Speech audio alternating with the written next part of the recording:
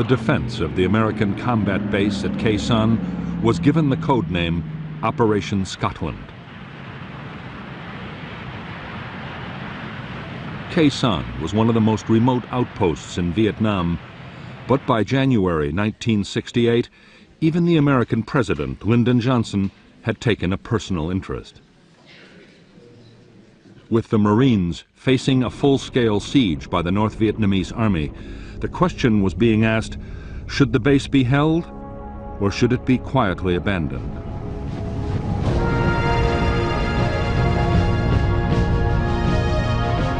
Many in Washington worried that defending Khe Sanh could invite a costly and humiliating defeat.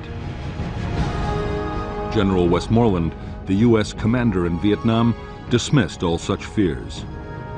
Already, Khe Sanh was tying up nearly 20,000 North Vietnamese troops, and there might be a chance of winning a major American victory.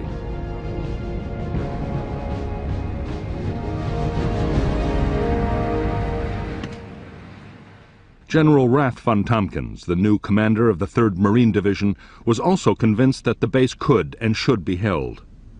To boost the defenses, he had sent a 3rd Battalion of the 26th Marines as reinforcements. They were directed to Hill 558, from where they could provide fire support. There were now 5,000 American troops at Khe Sanh.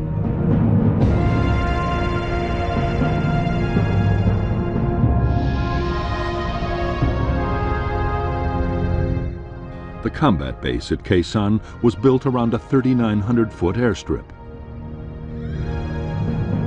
Beside the strip was the Marine Air Traffic Control Unit. Nearby was the 26th Marine Command Post and the Fire Support Coordination Center.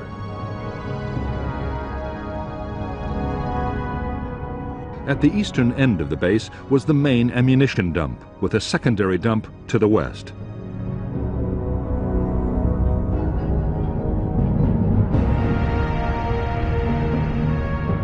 The base perimeter was manned by the 1st Battalion and a company of the 3rd.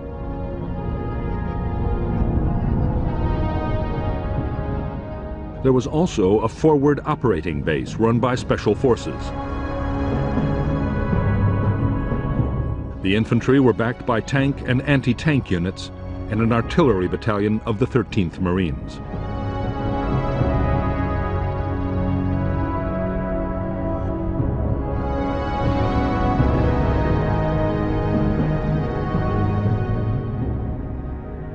Outside the Khe Sanh base, the Marines held Hill 881 South, Hill 861, and a radio relay station on Hill 950.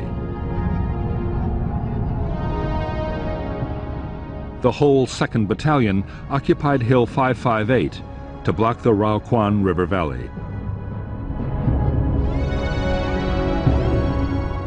Beyond 881 South, the North Vietnamese 325C Division had secretly fortified a chain of hills. On January 20th, 1968, the Americans thwarted an attempt to take 881 South, and just after midnight the next day, 861 was partially overrun, but the attackers were also driven off. At 5:30 a.m., Khe Sanh base itself was hammered by a massive North Vietnamese artillery bombardment.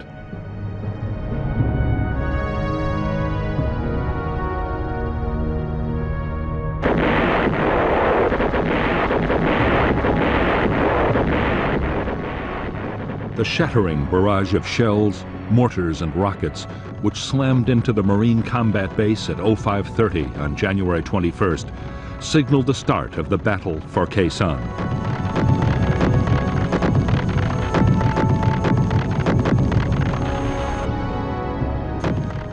The North Vietnamese gunners had targeted their bombardment with unerring accuracy. As Marines had dived for cover, one of the first rounds had scored a direct hit on the main ammunition store.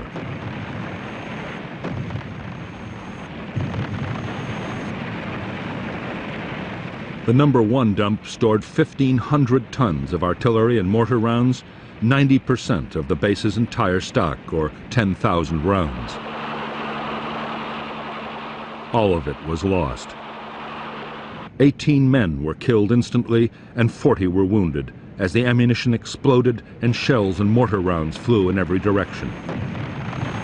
The explosions would go on for another 48 hours.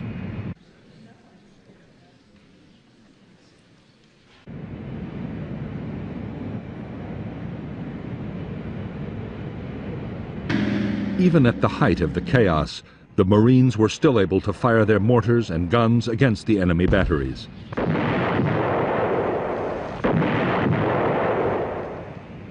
They also called in air support, and very quickly, fighter bombers were blasting the suspected locations of the North Vietnamese artillery, which in return scored 300 direct heavy artillery hits on the firebase.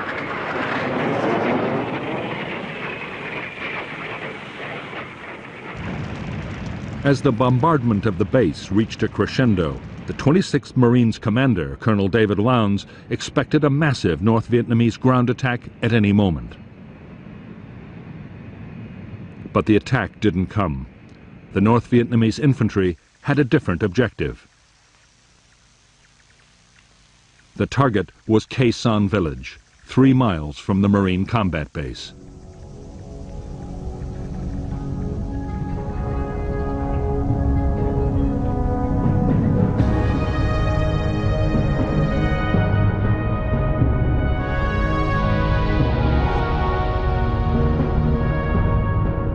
At dawn on January 21st, NVA troops attacked Khe Sanh village, where 200 Marines and South Vietnamese troops were stationed.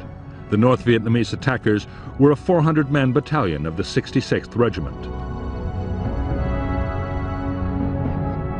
The battalion attacked twice, but in the face of powerful American artillery and airstrikes, failed to take the village.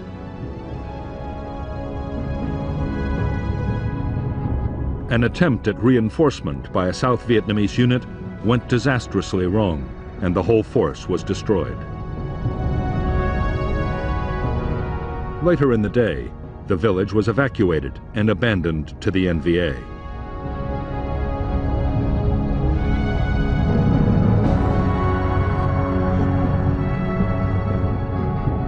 Later that evening, Khe Sanh base itself was probed by a North Vietnamese assault unit. L Company of the 3rd Battalion drove off the attack. The following day, the base's western flank was reinforced by the newly arrived 1st Battalion of the 9th Marines, deployed at a quarry a mile from the perimeter. A platoon was detached from the battalion to occupy the nearby hill 64.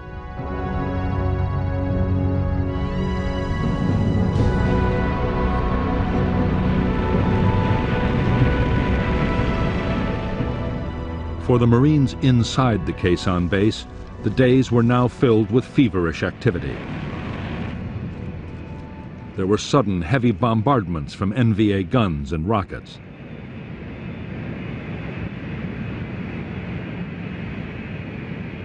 The massive damage done by the first barrage still had to be repaired.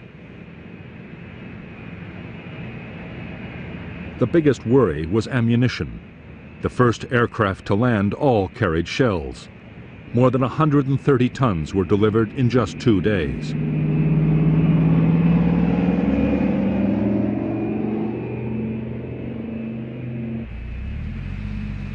Reinforcements arrived too. The Marines were joined by 300 South Vietnamese Army Rangers, and Colonel Lowndes now had more than 6,000 men inside the compound and in 7 defended positions on the surrounding hills.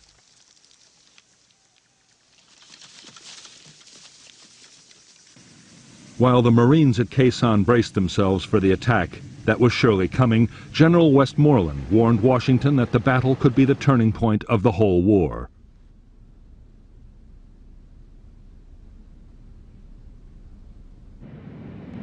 In the United States, President Johnson was getting more and more worried about what might happen. The last thing he wanted was an American version of Dien Bien Phu, but he was determined to support his commander. Westmoreland would be allowed to fight the battle he wanted.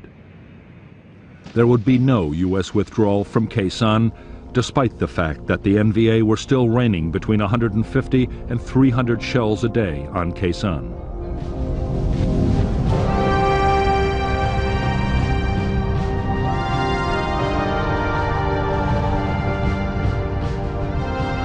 It was the awesome potential of American air power that convinced U.S. military leaders that Khe Sanh could be defended.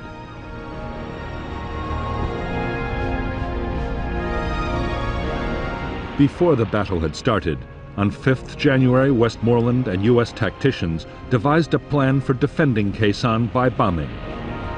It was already being unleashed on the North Vietnamese divisions with devastating effect.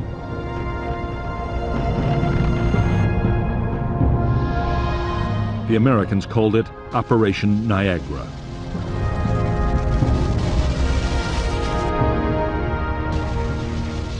The first part of Niagara was to pinpoint North Vietnamese troop concentrations. Information from air reconnaissance, special forces teams, radio interception, and every other possible source was fed into the intelligence system.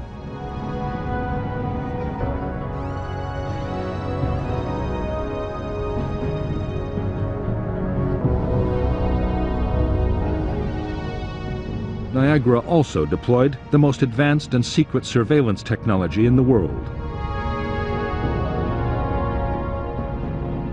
Aircraft and helicopters scattered hundreds of electronic sensors across the enemy's main lines of approach.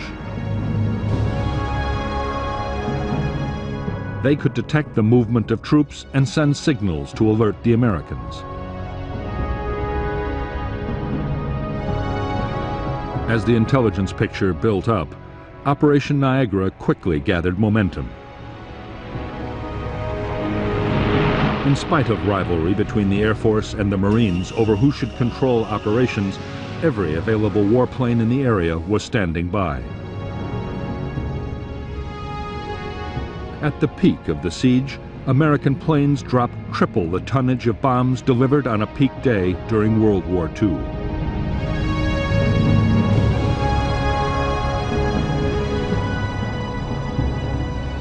Added to this, fighter bombers would deliver 54,500 tons of napalm alone.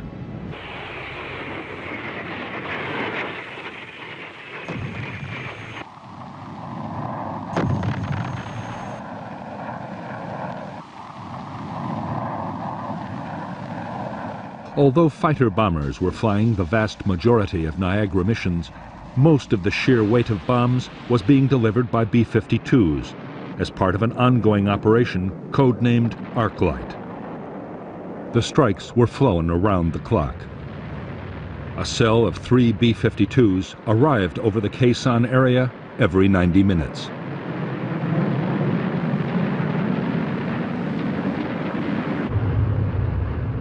The giant heavy bomber was able to carry a massive 27 tons of bombs. The aircraft dropped their loads from 30,000 feet, high enough so that the planes couldn't be seen or heard from the ground. The only warning most North Vietnamese troops got of a raid was the shattering detonation of the first bombs. Over the 77 days of the siege, B-52s flew over 2,500 sorties, dropping more than 53,000 tons of bombs. The biggest Arclight raid of the Vietnam War so far was launched as part of Operation Niagara on January 30th. American radio direction finding seemed to have discovered North Vietnamese Army headquarters for the Khe Sanh offensive. Whether it was or not, no one is sure, but the site was annihilated by 2 B-52 raids in a single day.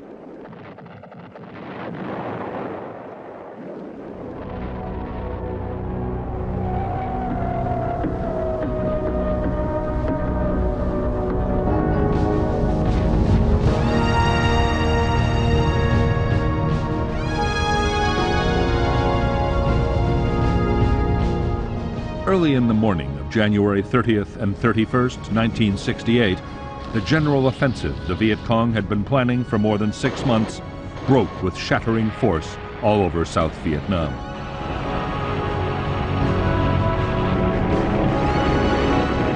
As tens of thousands of Viet Cong attacked towns, cities, and military installations, American commanders were stunned by the sheer scale of the assault.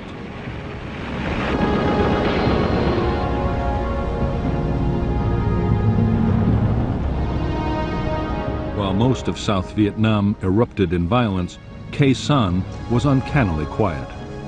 A North Vietnamese army defector had confirmed that there was to be a major attack, but nothing had happened yet.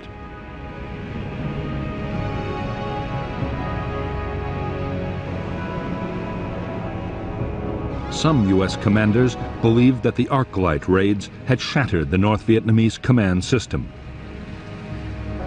There was no way of telling.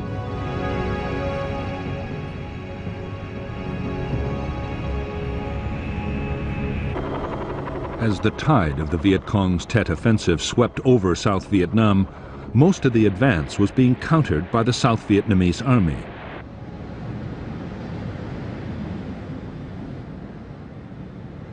The Americans had been heavily committed in only a few places, mainly around Saigon and in Hue.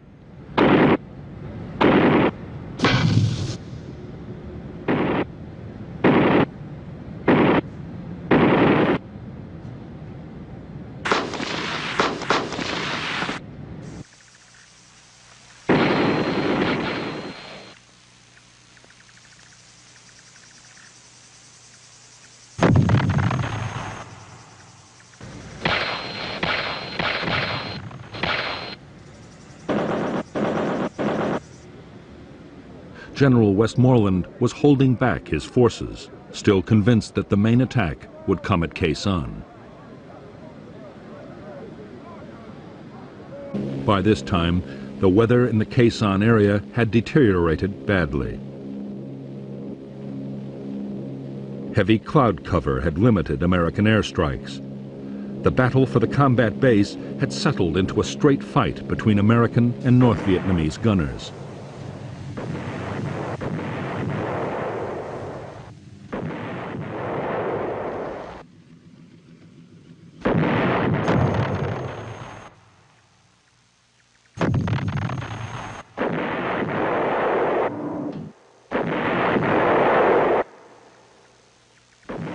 The busiest time for the American guns was after dark, when the NVA were most active. Every night, the Marines laid down concentrated patterns of fire on likely areas. Sometimes, in bombardments known as mini-arclights, an intense artillery barrage was combined with radar-guided airstrikes to saturate a target completely.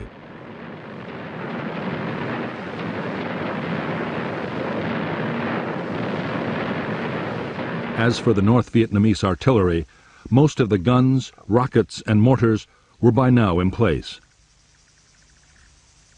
Getting them into position had been a massive job.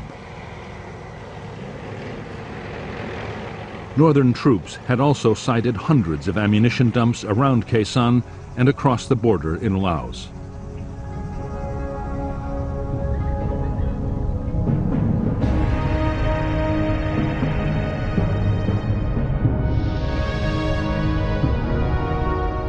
The North Vietnamese had placed large numbers of their shorter-range guns and mortars within 2 miles of the Khe Sanh base.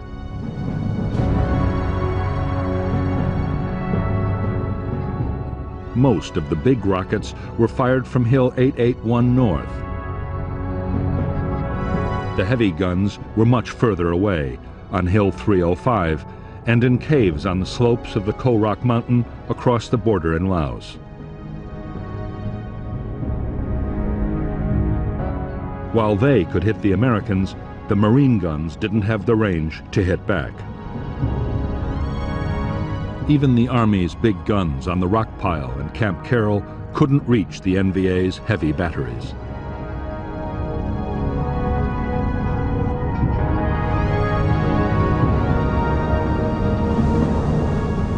By now, more than 2 weeks into the battle, over 150 North Vietnamese artillery rounds were hitting the Khe Sanh base and its outposts every day, rising to a peak on February 23rd of 1,300. For the Marines, Building the best possible protection was a matter of life and death. Orders were that every man had to have access to a bunker able to stop an 82mm mortar round.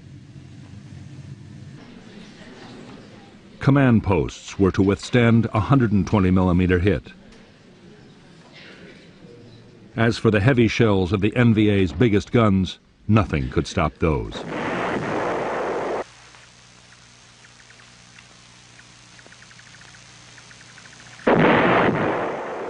The North Vietnamese artillery hitting Khe Sanh and the Marine outposts was all indirect fire. Spotters on the hills corrected the gunners' aim by radio, but the gunners themselves could never see the targets. What NVA commanders wanted most of all was to place guns on the hills overlooking the base. From there, they could pour devastating fire straight down onto the Americans.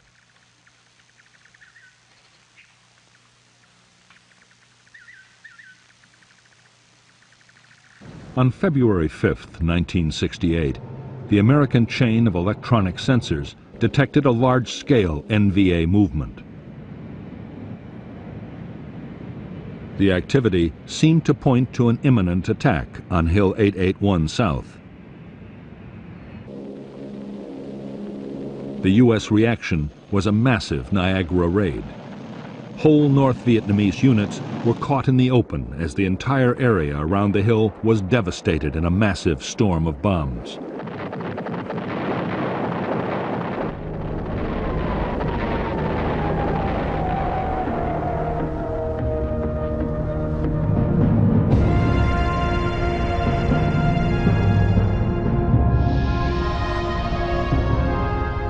Although a North Vietnamese attack on Hill 881 South had been blocked, the Americans had failed to detect a battalion closing on an outpost called 861A.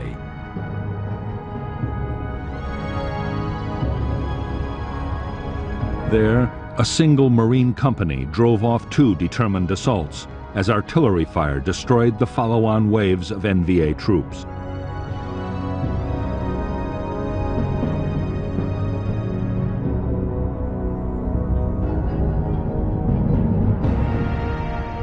On the night of February 6th, the North Vietnamese 304th Division began to clear ground approaches to Khe Sanh from the west. The first objective was the American Special Forces camp at Long Vây, manned by a handful of U.S. troops and a battalion of South Vietnamese local militia.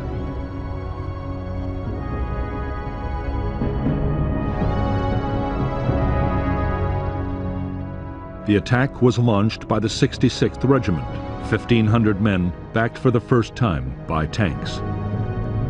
In less than 3 hours, the Long Vây camp was overrun, and only 74 of the 400 U.S. and South Vietnamese defenders survived. The next target for the NVA was Hill 64, occupied by a single American platoon.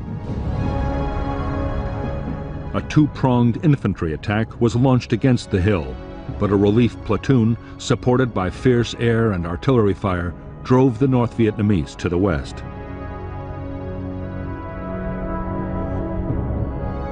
There they were again hammered by a massive American bombardment.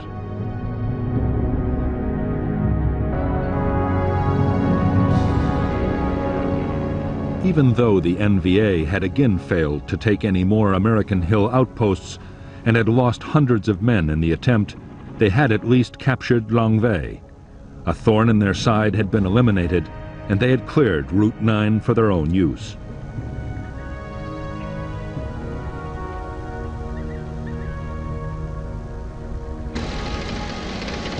Artillery reinforcements, including 130mm guns, could now be brought much closer to the Khe Sanh base.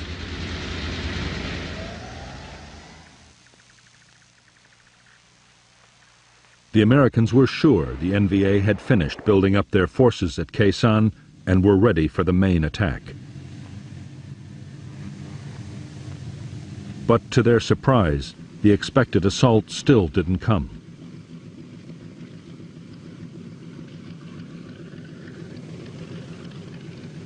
Instead, the siege settled down to a deadly daily duel fought by artillery and aircraft. At the same time, the North Vietnamese began to launch frequent small-scale probes against the base perimeter.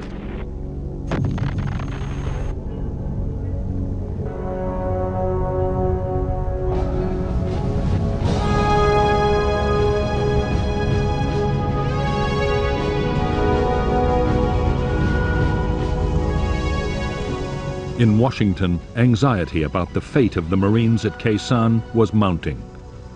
A relief operation was being planned, but it would demand powerful forces and couldn't be mounted for weeks.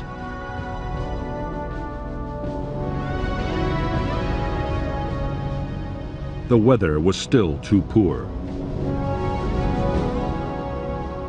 Meantime, if the base's air bridge was cut, it would be all over for Khe Sanh. The troops manning the base needed ammunition, food, and medicines.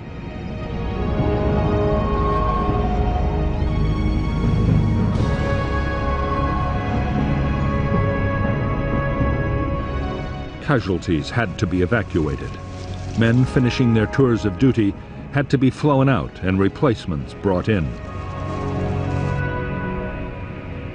The main base alone needed 160 tons of supplies a day just to keep on fighting.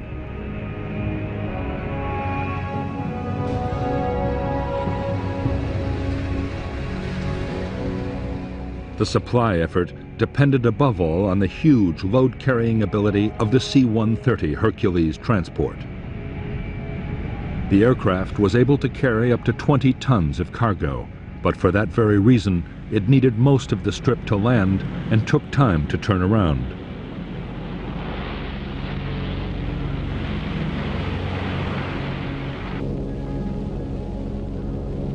Every plane met a storm of anti-aircraft fire, mortars, and artillery.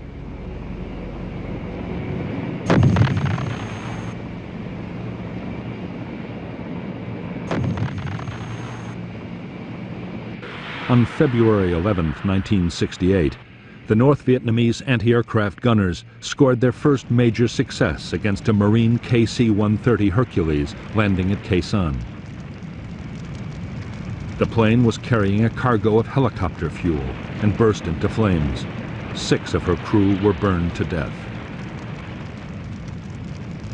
The loss of the C-130 marked the end of attempts to land very large aircraft at Khe Sanh. Smaller, more nimble planes like the C-123 Provider, as well as Marine helicopters, would still come in. But without the big loads of the Hercules, the base would never survive. Other methods would have to be tried. The most successful new method was called LAPES, the Low-Altitude Parachute Extraction System. The Hercules flew only 5 feet above the runway while a parachute snatched the cargo pallets out of the hold.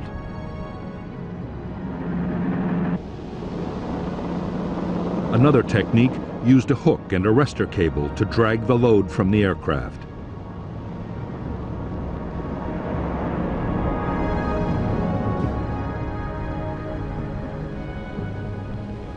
In February 1968, appalling weather with ground fog and low cloud stopped all low-altitude deliveries. The only option was to parachute supplies into a drop zone just outside the perimeter. Several thousand tons would arrive this way, but still for the Marines, bad weather invariably meant tight rations.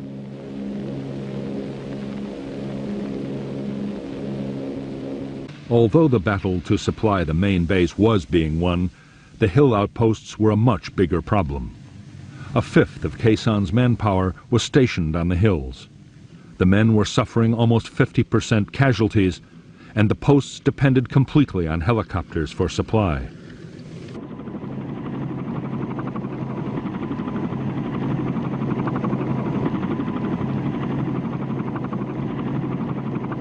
For the crews of helicopters supplying the hill outposts, every mission was a gamble with death.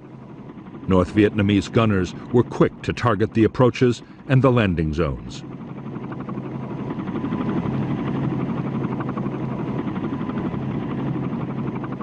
Anti-aircraft fire followed the helicopters in, and as soon as they landed, mortar crews and machine gunners opened up.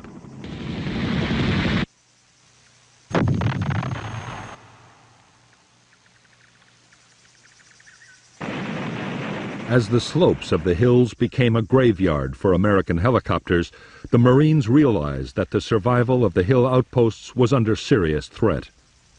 And if they fell, the main base couldn't last for long.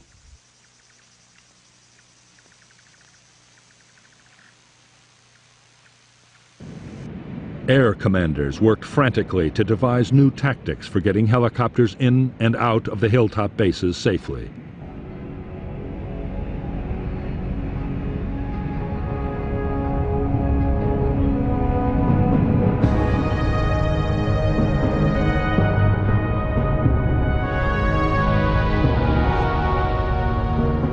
The tactics the Americans devised depended on swamping the enemy anti-aircraft guns and mortars around a landing zone with a high-speed assault.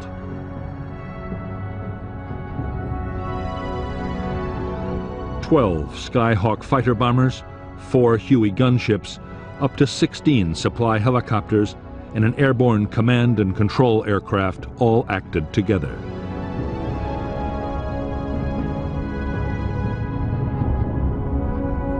The first stage was for 4 Skyhawks to hit North Vietnamese positions with bombs and napalm.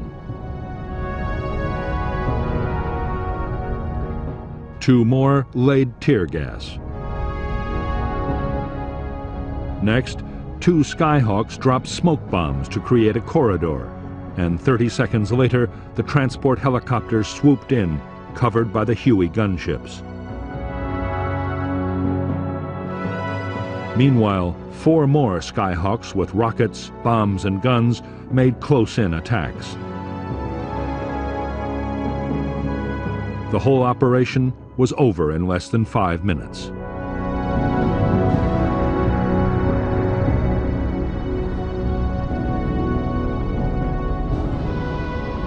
The new tactics quickly earned the title Super Gaggle, because the helicopters looked like an oversized flock of geese. With the fighters and gunships in the air too, the method took incredible timing to pull off successfully.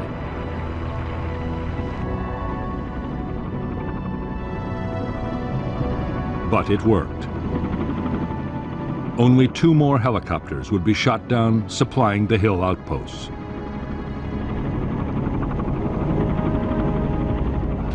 By now, the strain of the long siege was beginning to tell on the troops at Khe Sanh. Being under shell fire every day meant a steady drain of casualties and constant tension. Food was often down to 2 C-ration meals daily. Conditions were appalling. The bunkers were knee-deep in filth and mud and overrun by rats. In addition, it was impossible to forget that up to 20,000 enemy soldiers were waiting for the signal to storm the base.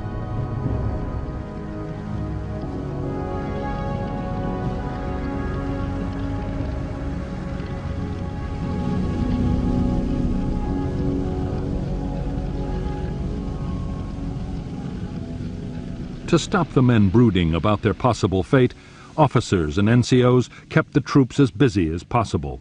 Digging trenches, filling sandbags, and improving bunkers was a big part of every day.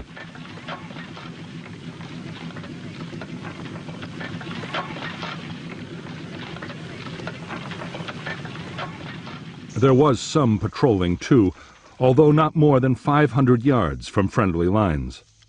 Colonel Lowndes had no intention of sending his men into certain ambushes, and in any case, they had to be kept clear of the Niagara bombing raids.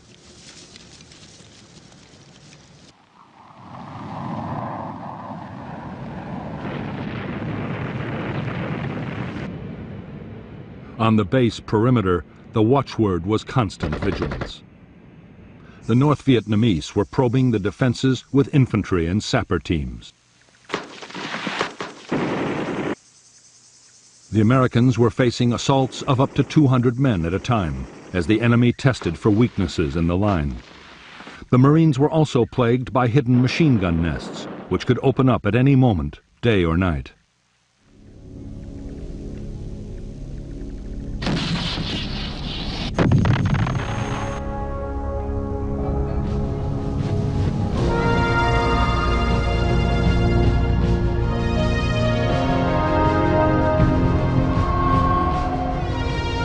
By now, the attention of the American public was riveted by the Battle of Khe Sanh. The story was being covered by dozens of journalists and was featured on network television every day. Stories about Khe Sanh accounted for 25% of all film news reports about the war on U.S. networks and up to 50% on CBS. Arguments raged over the rights and wrongs of trying to hold the base. In Washington, President Johnson was deeply worried about the fate of the Marines at Khe Sanh. He was constantly demanding the latest information on the battle. A model of the base had even been brought into the White House Situation Room. For the first time in the Vietnam War, the room was on full alert, 24 hours a day.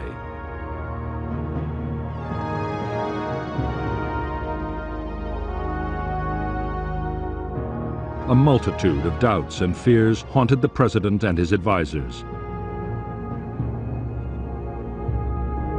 Should nuclear weapons be used to save the base, as some had suggested?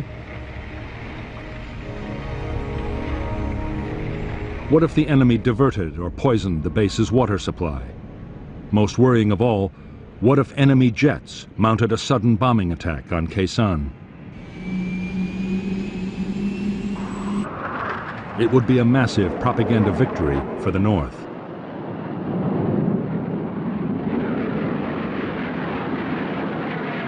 Although North Vietnamese aircraft did penetrate to within striking distance of Khe Sanh, they made no attempt to attack the Marine base.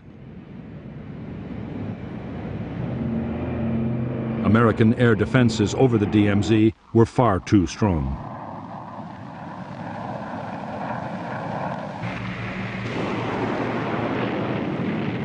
The biggest threat to the Marines at Khe Sanh did not come from modern fighter aircraft. It came from one of the most primitive weapons in warfare. The North Vietnamese besieging Khe Sanh were digging mile upon mile of trenches and bunkers, just as they had at Dien Bien Phu. They were fast approaching the perimeter of the combat base itself.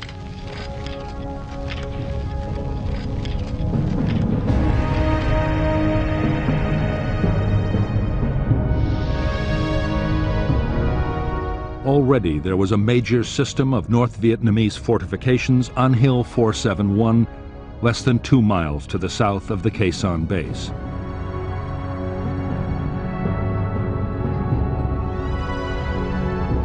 Now, at incredible speed, the trench lines were being extended northwards until they reached to within 25 yards of the American perimeter. Another line of trenches and bunkers was creeping across from the southeast. The NVA plan was for the infantry to mass under cover of the trenches before launching their final assault.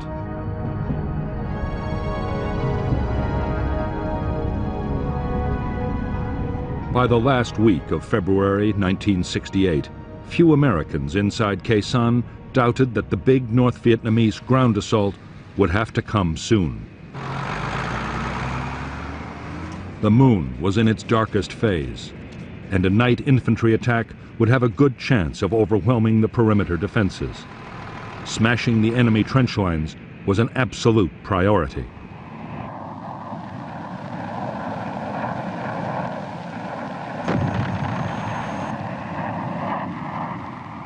The Americans tried every conceivable method to destroy the trenches. napalm and bombs were rained down in huge quantities. The Marines fired countless artillery barrages.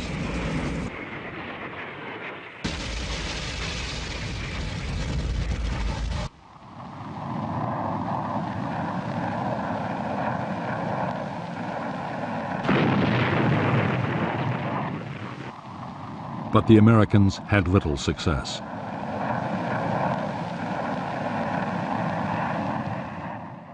The discouraging fact, learned from other wars, was that it could take 1,000 hits to destroy 100 yards of trenches.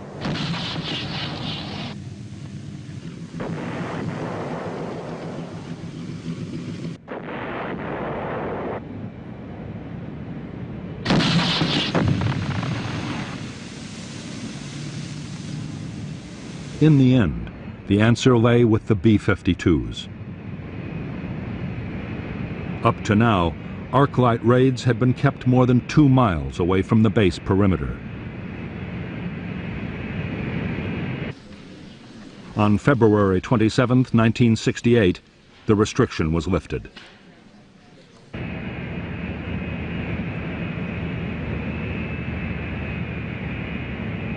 For the first time, the B-52s, under close radar guidance, dropped their bombs to within 1,200 yards of the Khe Sanh base.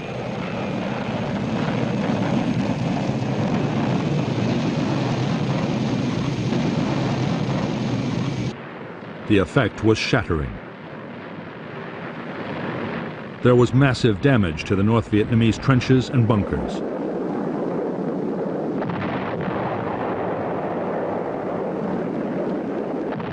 It was a turning point in the battle for Khe Sanh. From now on, close-in bombing by B-52s would play a major part in the defense.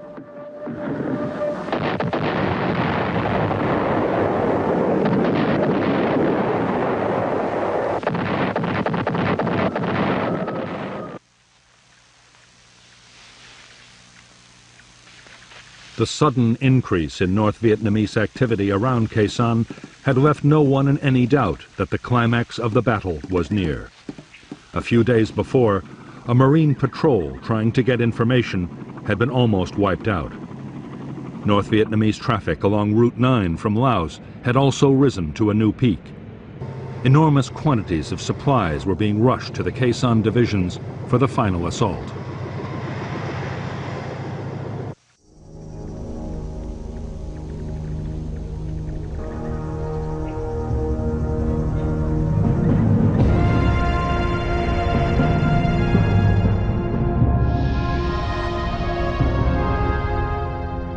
The 66th Regiment of the North Vietnamese 304th Division was assembling near a plantation to the south of the Khe Sanh base.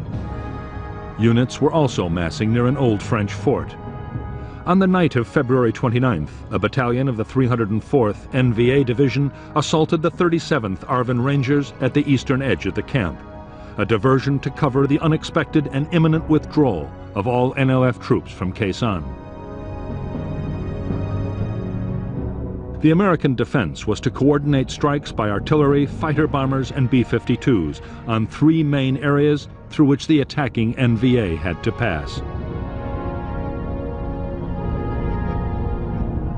Then, as the final assault waves approached the base, Khe Sanh's own defensive fire plan was unleashed.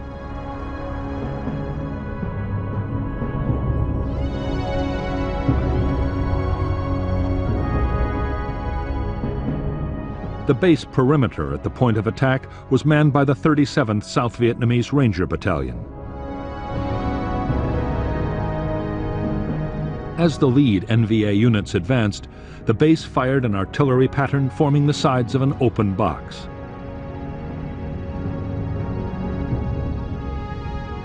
A creeping barrage was then walked up and down inside.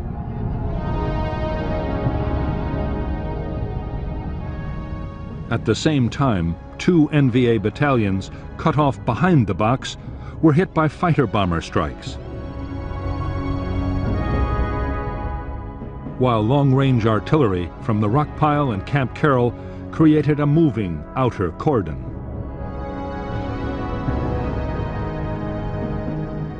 The North Vietnamese troops, who survived to emerge from the open end of the box, then faced the direct fire of the South Vietnamese Rangers. Over the next week, despite continued aerial bombardment and the barrage of artillery fire, the trenches came even closer. Then, for no apparent reason, they stopped. On March 6th, with the Marines still waiting for the final assault, many of Jap's troops stumbled away through what was left of the jungle, an area of land that had received 100,000 tons of bombs, the heaviest aerial bombardment on a single piece of land in the history of warfare. The next 3 weeks were relatively quiet around Khe Sanh. American air activity increased steadily as the weather improved, and more NVA units began to withdraw into Laos. But the battle for Khe Sanh was not yet over. On March 22, 1968, there was a sudden explosion of violence. Without warning, a massive North Vietnamese bombardment, including huge numbers of heavy shells from the Ko Rock Mountain, slammed into Khe Sanh.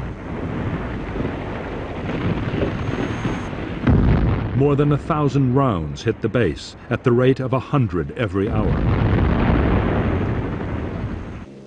At the same time, the electronic sensors around Khe Sanh again indicated NVA movements, and the Americans replied with heavy bombing.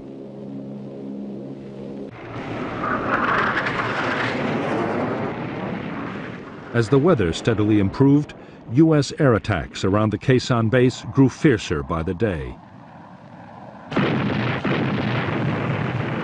Further afield, over the North Vietnamese rear areas, fighter bombers roamed with orders to pounce on any movement.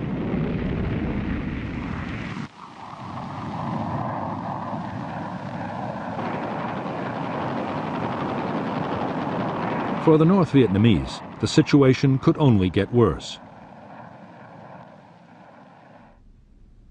General Giap was forced to concede that Khe Sanh could not now be taken. By this time, the Marines were mounting small but aggressive attacks out of the base.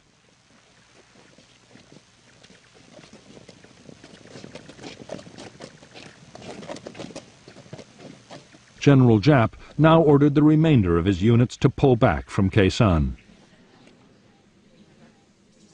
One by one, the NVA regiments around the base melted away.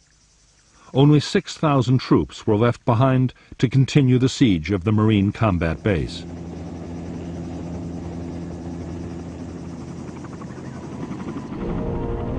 Although fighting would go on, the worst of Khe Sanh's ordeal was over.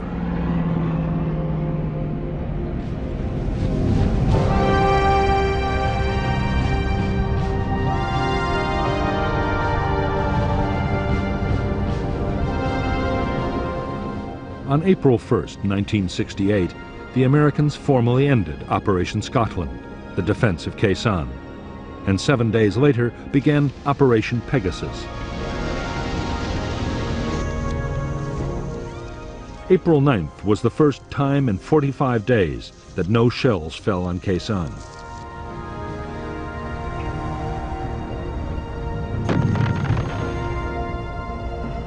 The aim of Pegasus was to reopen Route 9, the road linking Khe Sanh to the other American bases along the demilitarized zone. As well as the Marines, Pegasus deployed the 1st Air Cavalry Division, the most mobile American unit in Vietnam.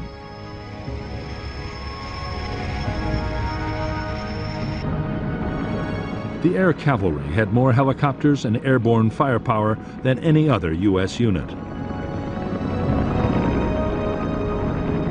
It was perfectly suited to the rugged and demanding terrain near Khe Sanh.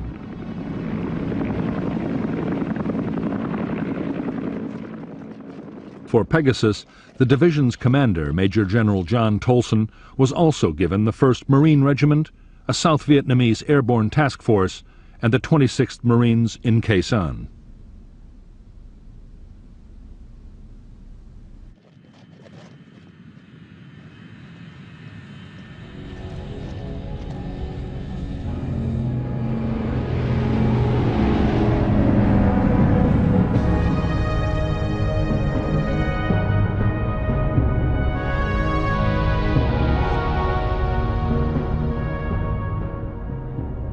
The entire length of Route 9 was still dominated by North Vietnamese Army units, especially elements of the 66th and 29th Regiments.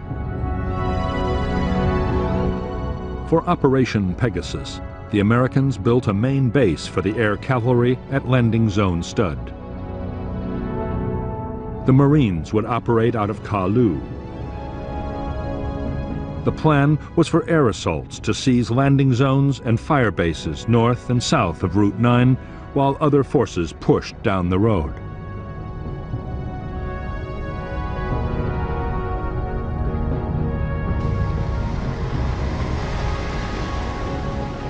Although the weather was poor for fighter-bombers, the weight of American firepower supporting Pegasus was still enormous.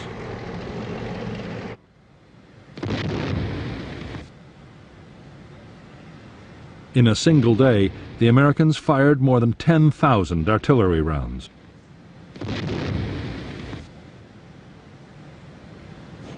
Before the operation was over, B-52s launched 45 arc-light strikes. The American offensive was unstoppable. By April 5, 1968, the air cavalry had forged past Khe Sanh and established landing zones west and south of the combat base.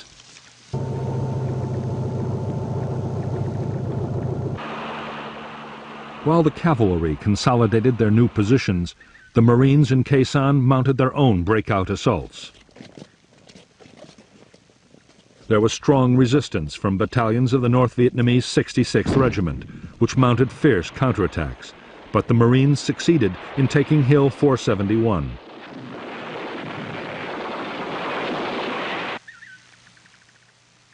It was the first of a string of NVA hills recaptured over the next few days.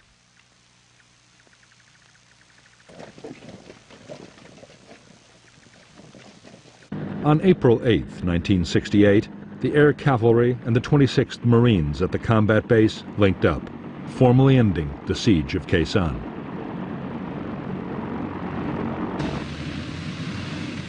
In fact, the Marines were less than pleased to be seen as being rescued by the Army.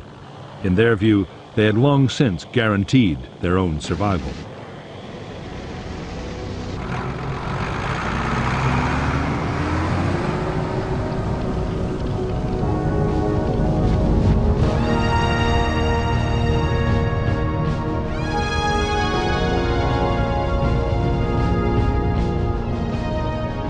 The 77-day siege of Khe Sanh had turned into the biggest single battle of the Vietnam War. The official assessment of the North Vietnamese Army dead was just over 1,600, with 2 divisions all but shattered. But thousands more were probably killed by bombs and left no trace of ever having existed.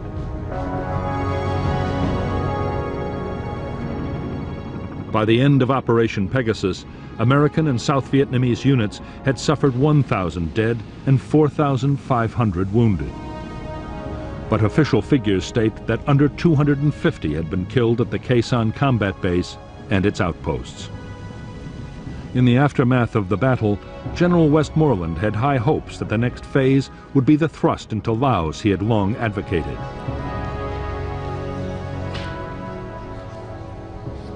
He now had the forces he needed.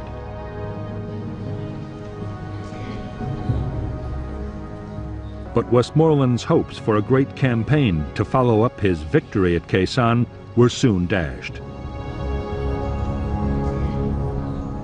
In the United States, by the spring of 1968, American public opinion had turned sharply against the war in Vietnam.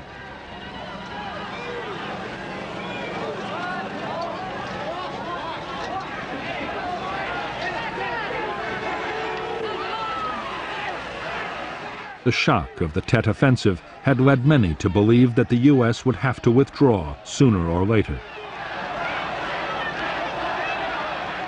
Under severe pressure, President Johnson had promised to search for a negotiated peace. He ruled out any big troop increases and any widening of the conflict.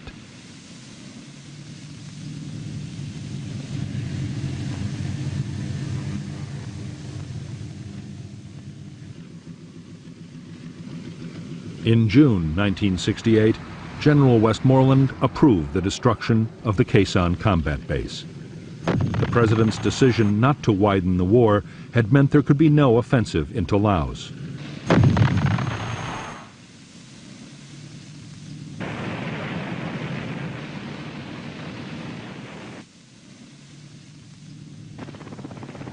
Nor was the base needed for defense, as there were now strong and highly mobile American forces in the area.